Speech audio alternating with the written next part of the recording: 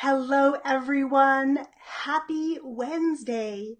I am so glad you are here for today's conversation because it was inspired not only by interviews I had this morning, but sort of revolving around the place we are in our business now, where I am as a business owner and as a parent.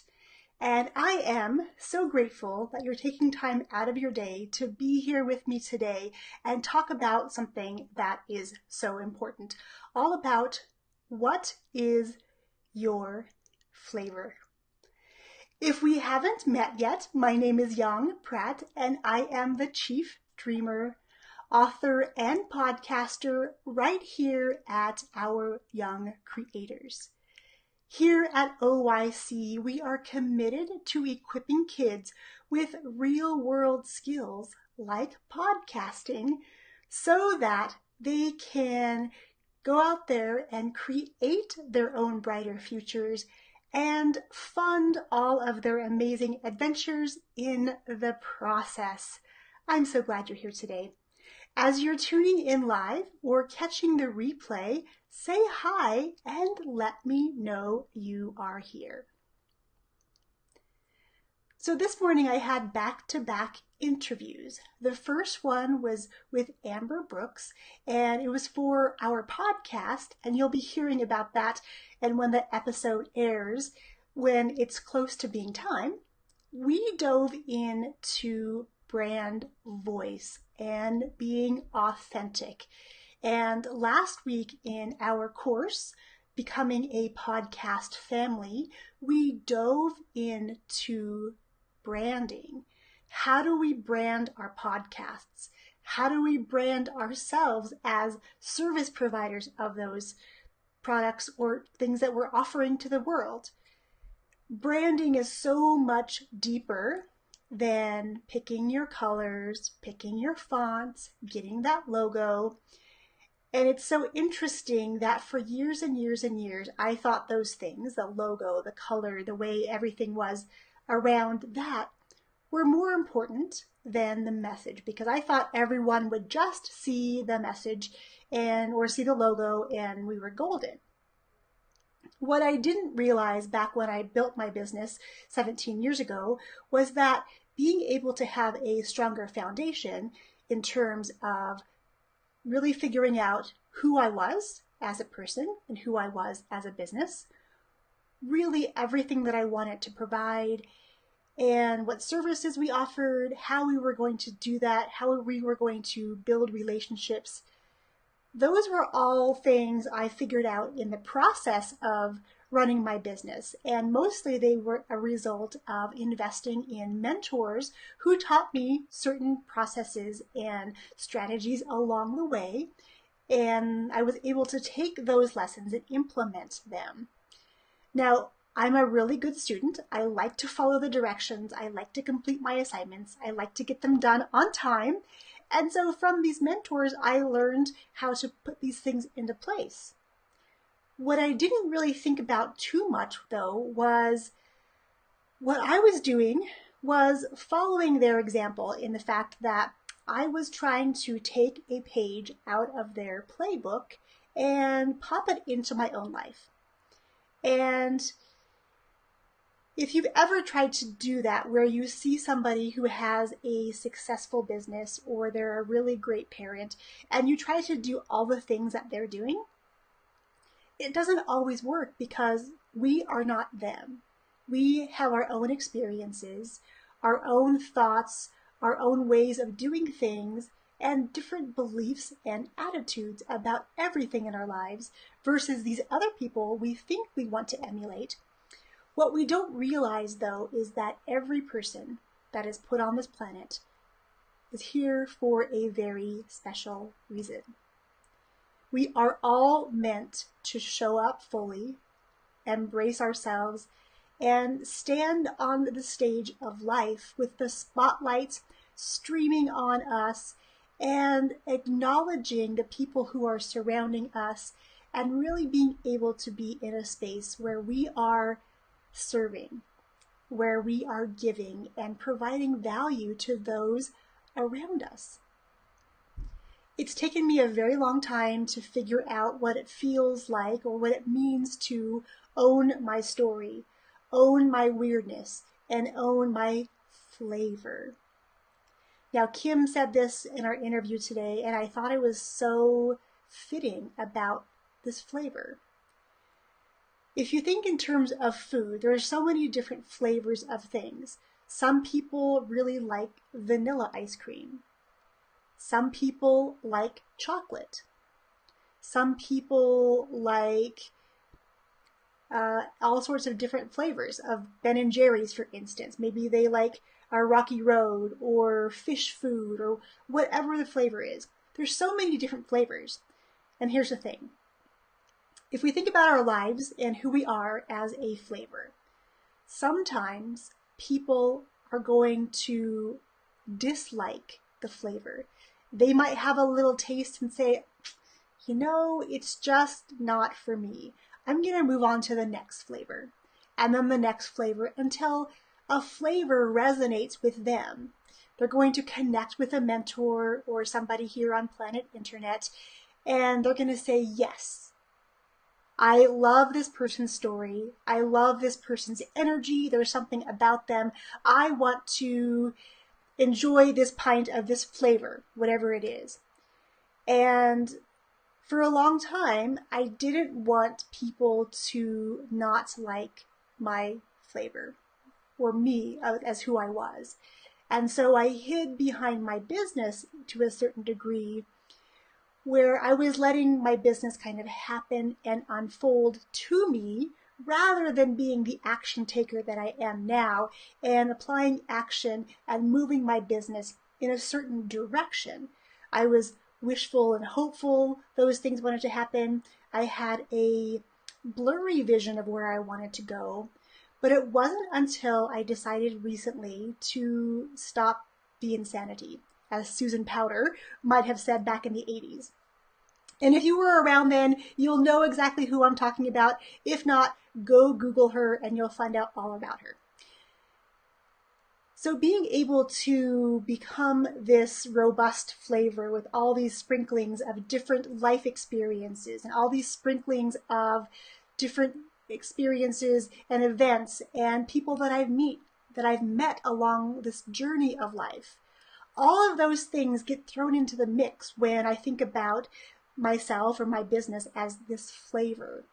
Not everyone's going to like that flavor, and I have to be okay with that. That is on them. That is not on me. I can't take that personally because really all I can do is show up as my best self. Show up in my most authentic way of being and knowing and share who I am, what I do, and how I serve others in this moment. On our podcast interview, Amber had said, a brand is ever changing. So as you're going through and building businesses or you're raising kids, there's so many parallels. When your kid is little, they have certain milestones and hit them along the way. And they're a more robust person, a fuller person by every one of those encounters, every one of those experiences, and every person that they interact with as they're growing up, that all helps to shape them and mold them and create this very unique flavor that they can go out and now serve the world. My question for you today is, what is your flavor?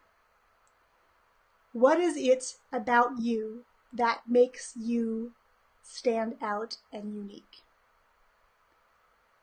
Why would someone choose to come into your business and have you guide and mentor them?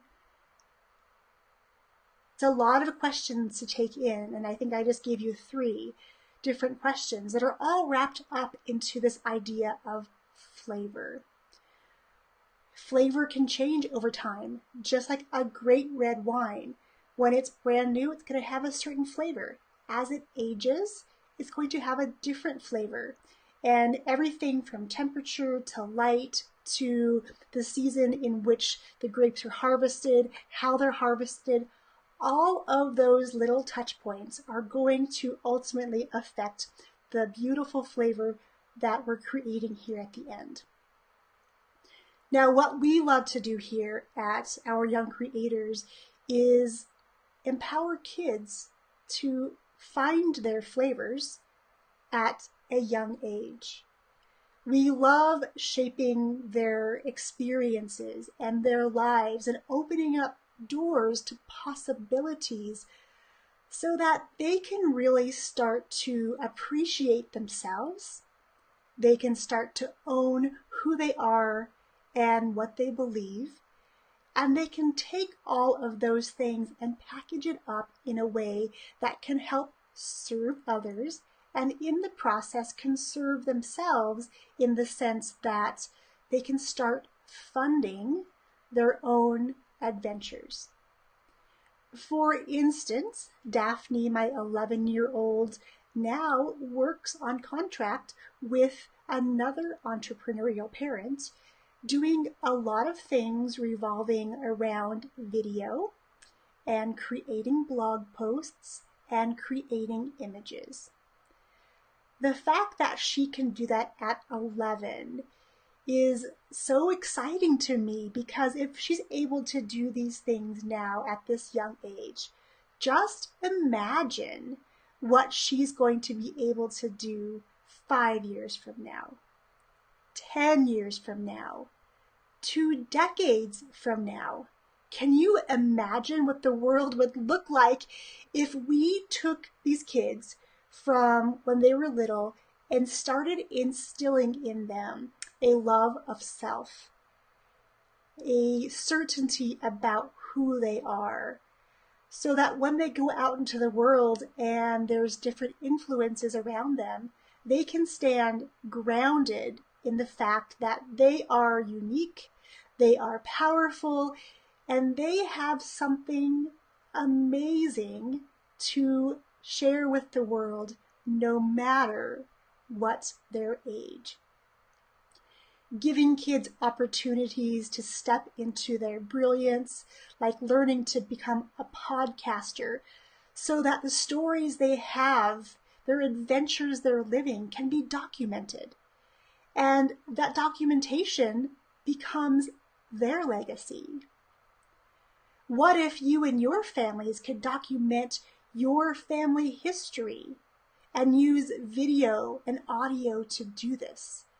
Can you imagine 20 or 30 years from now going back into your storage online and pulling up a video which becomes a podcast of your teenager experiencing something for the first time? Maybe it's that day that they get their driver's license and they're driving out of the driveway independent of you, and you know that you've done your job to get them there safely. Hearing their voices, remembering what was happening around you, and being able to document those adventures as they're unfolding, rather than relying on our memories, hoping that we remember properly, because of course our memories and how we associate things change over time as we have more experiences. So let's do this together.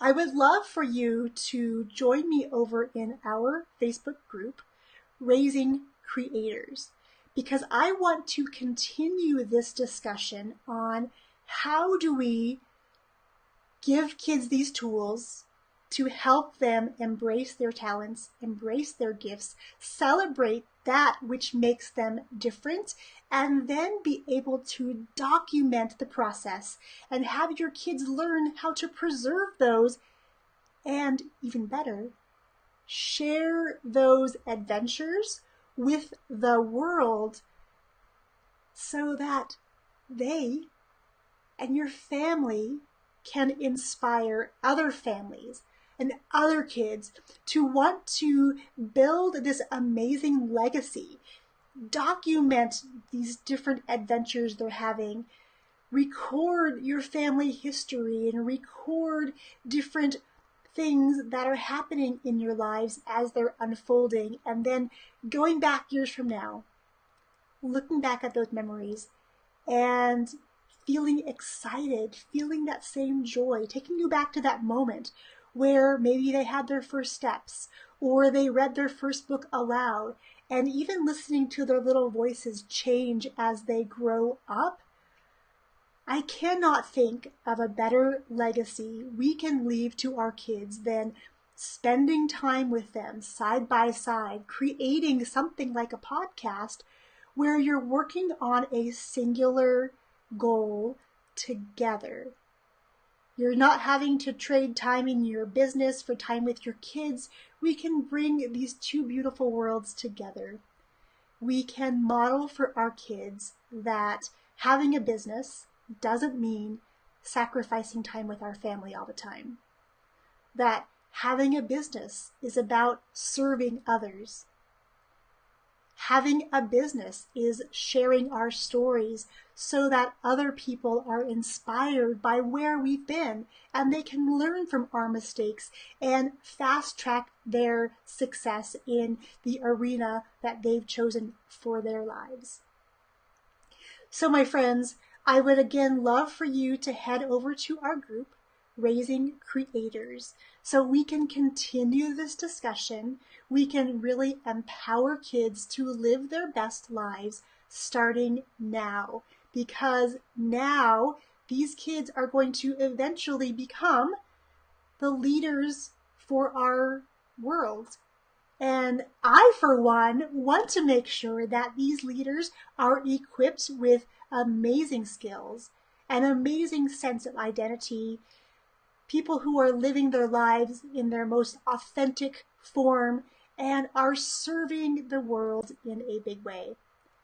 I would absolutely love for you to join me on this adventure, and I will see you over in Raising Creators right here on Facebook. I will catch you again tomorrow, same time, same place. Cheers, my friends.